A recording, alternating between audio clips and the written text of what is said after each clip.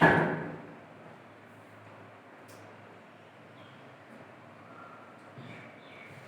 Friends, मैं सुदास मीणा, राजकीय उच्च माध्यमिक विद्यालय सुमेरपुर पाली।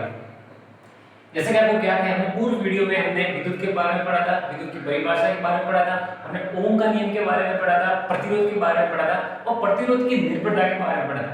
आज हम बताएंगे कि प्रतिरोधों का संयोजन क्या है, इसके कितने प्रकार है और इसमें अंतर क्या है, और साथ में इनके तुल्य प्रतिरोध ज्ञात करने के सूत्र की व्युत्पत्ति भी करेंगे। इससे पहले हम देखेंगे कि प्रतिरोध क्या है। तो हमने प्रतिरोध की परिभाषा और उसके बारे में पूर्व में भी जाना था कि किसी विद्युत परिपथ में प्रतिरोध का मतलब क्या होगा कि किसी विद्युत परिपथ में आवेश प्रवाह में उत्पन्न होने वाली बाधा को उसका परिपथ का प्रतिरोध कहते हैं। और परिपथ का जो प्रतिरोध होता है उसकी निर्भरता के बारे में हमने पूर्व में अध्ययन कर चुके हैं। और उसकी जो निर्भरता होती है प्रतिरोध की, वो तार की लंबाई पर, तार के अनुप्रस्थ काट के क्षेत्रफल पर, तार उसके दाब पर और उसके ताप पर किसी परिपथ का प्रतिरोध निर्भर करता है। अब हम पढ़ेंगे कि प्रतिरोधों का संयोजन क्या है। संयोजन का मतलब होता है कि एक से अधिक या अधिक उससे अधिक प्रतिरोधों को किसी परिपथ में जोड़ना। तो परिभाषा क्या होगी प्रतिरोधों का संयोजन का कि जब किसी विद्युत परिपथ में दो या दो से अधिक प्रतिरोध तार जुड़े जाए तो उसे प्रतिरोधों का संयोजन कहते हैं। और ये प्रतिरोधों का संयोजन दो प्रकार का होता है, श्रेणी क्रम में प्रतिरोधों का संयोजन और समांतर क्रम में प्रतिरोधों का संयोजन। इनका जो परिपथ होगा वो इस प्रकार होगा, ये श्रेणी क्रम में प्रतिरोध के संयोजन का परिपथ है और ये समांतर क्रम में प्रतिरोध के संयोजन का परिपथ है। इन दोनों में अंतर क्या है? इनमें अंतर ये है कि श्रेणी क्रम में जब परिपथ का संयोजन करते हैं तो उसमें क्या होता है कि सारे के सारे प्रतिरोध एक ही क्रम में जुड़े रहते हैं प्रतिरोध तार। समांतर क्रम में ये समांतर क्रम एक दूसरे के समांतर जुड़े रहते हैं। इनमें अंतर क्या होता है कि जब किसी परिपथ में को श्रेणी क्रम में जोड़ते हैं तो क्या होगा कि इसमें और इसमें दो प्रकार का सबसे महत्वपूर्ण अंतर दिखाई देता है कि परिपथ के अंदर श्रेणी क्रम में जब परिपथ का संयोजन होता है और उसमें जो धारा प्रवाह करते हैं तो प्रत्येक प्रतिरोध में धारा का मान समान होता है, मतलब समान धारा प्रवाहित होती है। किसमें? श्रेणी क्रम में समान धारा प्रवाहित। प्रत्येक प्रतिरोध में समान धारा प्रवाहित होती है, लेकिन उत्पन्न विभव जो है वो अलग अलग होगा। धारा का मान समान होगा लेकिन प्रत्येक परिपथ पर जो उत्पन्न विभव का मान होगा वो अलग अलग होगा। इसमें क्या होगा? इसमें जब बैटरी से धारा प्रवाहित होगी तो धारा जो है वो प्रत्येक परिपथ में धारा अलग अलग मात्रा में प्रवाहित होगी। तो इसमें क्या होगा? धारा का मान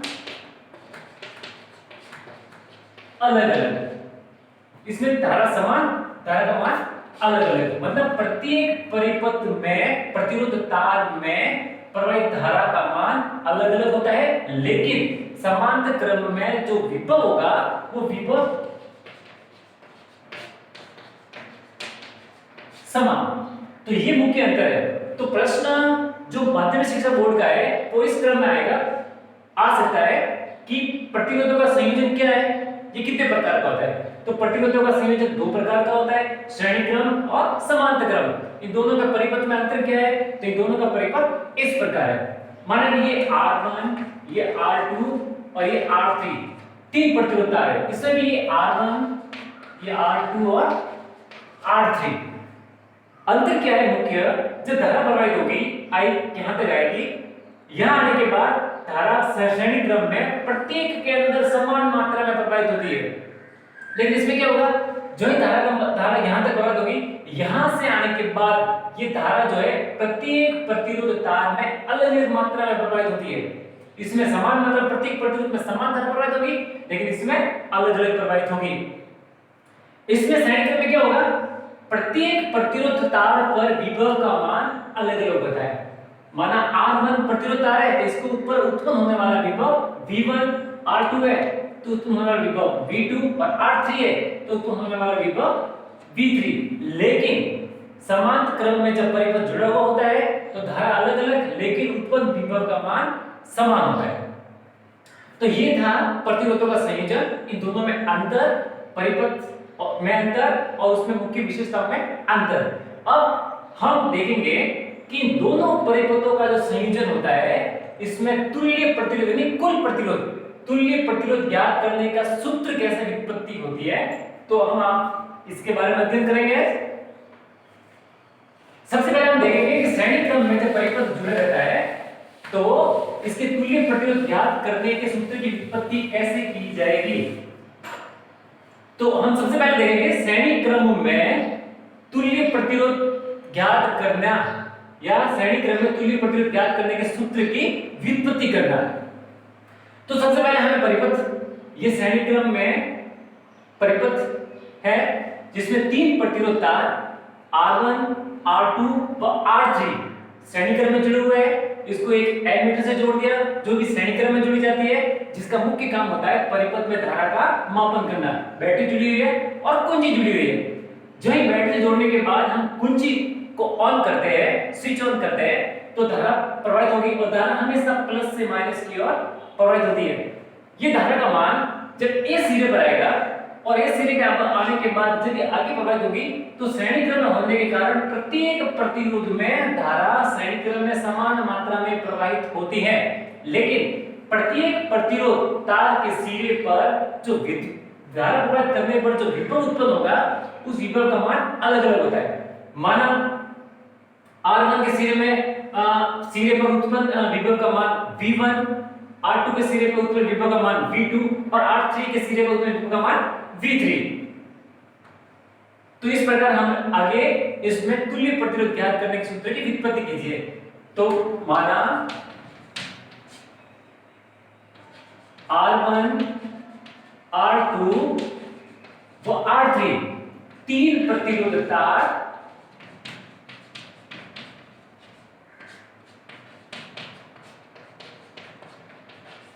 श्रेणी क्रम में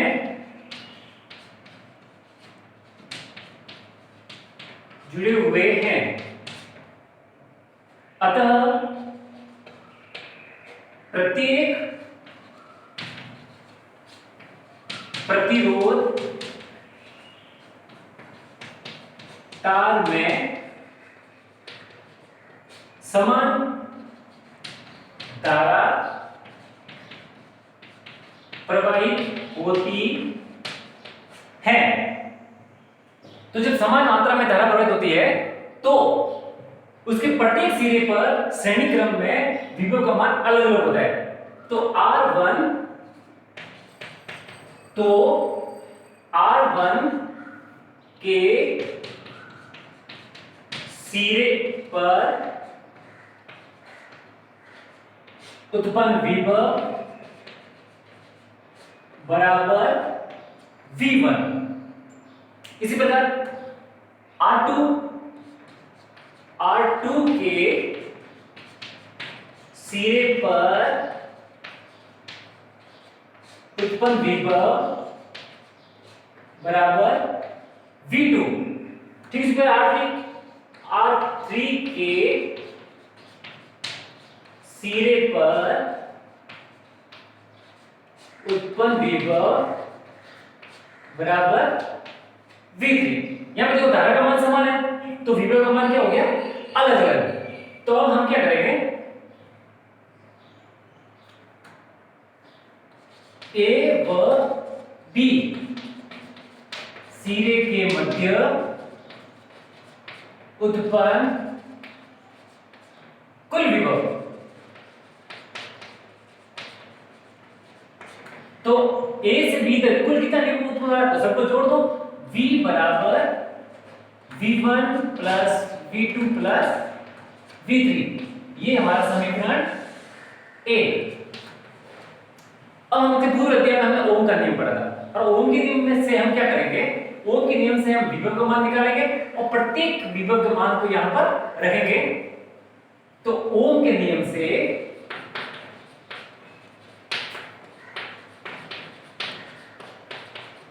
और ओम का नियम क्या था, R बराबर V बटे I। अब यहां से हमें V का मान अलग अलग दे रहा है, इसलिए हम ओम के नियम से V का मान ज्ञात करेंगे। तो V बराबर I R, ये समीकरण 2। ठीक इसी प्रकार V1 बराबर हो जाएगा I R2 ये समीकरण 3, ठीक है प्रकार V2 बराबर I ये 1 ये R2 ये समीकरण 4, इसी प्रकार V3 बराबर I R3 ये समीकरण 5।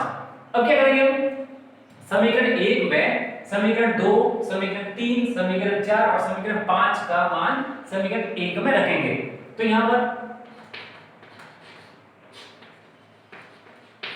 समीकरण 1 में समीकरण 2,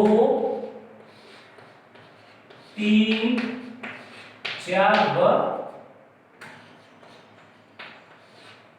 5 का मान रखने पर, तो यहां पर हम क्या करेंगे? समीकरण 1 में समीकरण 2, 3, 4, 5 का मान रख दो। तो v का मान क्या आएगा? I R बराबर V1 I R1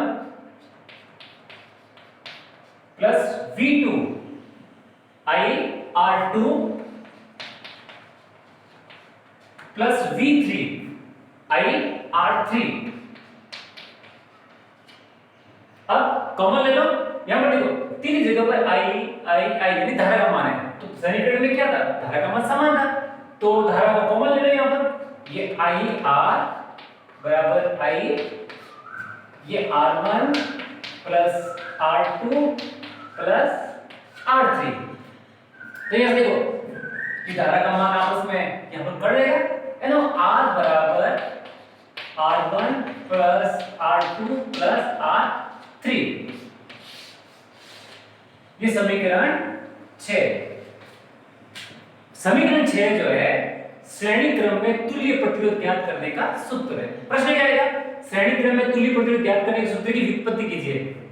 तो इसकी परिभाषा क्या होगी? श्रेणी क्रम में तुल्य प्रतिरोध की, श्रेणी क्रम में तुल्य प्रतिरोध का मान परिपथ में जुड़े प्रत्येक प्रतिरोध के मान के योग के बराबर होता है। बहुत समझ में? श्रेणी क्रम में तुल्य प्रतिरोध की परिभाषा क्या होगी? श्रेणी क्रम में तुल्य प्रतिरोध का मान, तुल्य मतलब होता है योग, कुल। तो श्रेणी क्रम में तुल्य प्रतिरोध का मान परिपथ में जुड़े प्रत्येक प्रतिरोध के मान के योग के बराबर होता है। तो हम इस प्रकार श्रेणी क्रम में तुल्य प्रतिरोध ज्ञात करने के सूत्र की व्युत्पत्ति कीजिए कर सकते हैं। हम क्या करते हैं? एक न्यूमेरिकल प्रश्न लेते हैं। एग्जांपल, माना कि ये परिपथ जुड़ा हुआ है,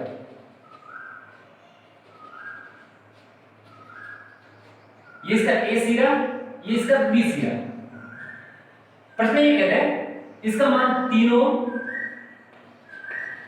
इसका मान 2 ओम, इसका मान 5 ओम, और हमें ये अगर ये कहते हैं कि इस परिपथ का तुल्य प्रतिरोध ज्ञात कीजिए, परिपथ का तुल्य प्रतिरोध ज्ञात कीजिए, तो परिपथ का जो तुल्य प्रतिरोध का मान होगा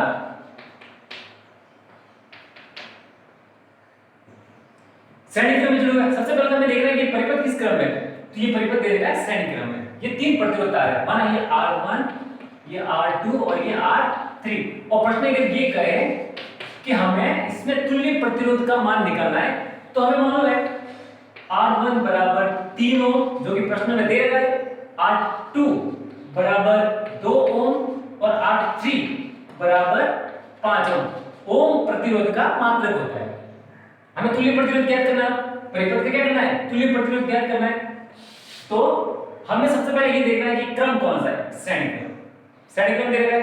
अब तुल्य प्रतिरोध, तो श्रेणी क्रम में तुल्य प्रतिरोध का सूत्र क्या होता है? ये R बराबर R1 plus R2 plus R3। ये मान लो R बराबर R1 plus R2 plus R3। यदि बोर्ड की परीक्षा के अंदर किसी कोई इस प्रकार का परिपथ आ जाए और हमें ये कहते हैं कि इसका तुल्य प्रतिरोध ज्ञात कीजिए, तो पहले तो हमें देखना है कि परिपथ किस क्रम में है, फिर हमें वो सूत्र याद रखना है, फिर वो सूत्र यहाँ पर सूत्र से हमें परिपथ का तुल्य प्रतिरोध ज्ञात करना है।